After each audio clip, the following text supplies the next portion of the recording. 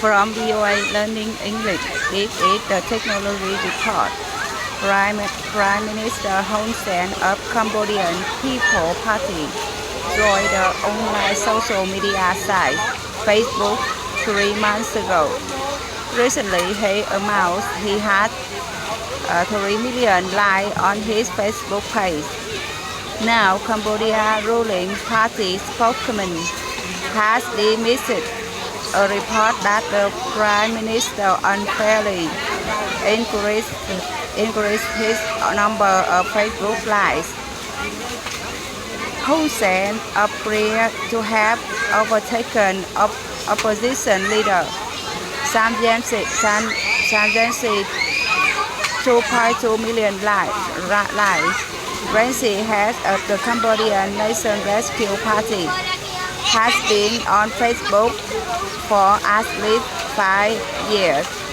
A report released by the Phnom Penh Post newspaper said that only 20% of Hun Sen likes was Cambodian-based users. Many of likes came from people outside the country. The report raised the question that the Prime Minister may has been buying his support on the site. Ned Moser is head of the Internet Technology Department at an online rights advocacy group. He explained that Facebook users can pay more to advertise their Facebook page, a method known as boosting. George Sop is executive director of the Cambodian Center for the Human Rights. She said the political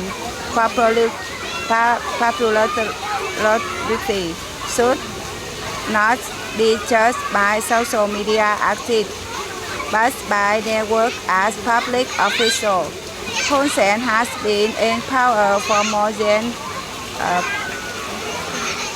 13 years.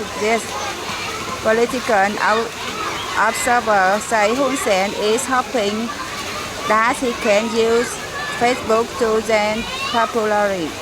Important local and national elections will be held in Cambodia in 2017 and 2018 from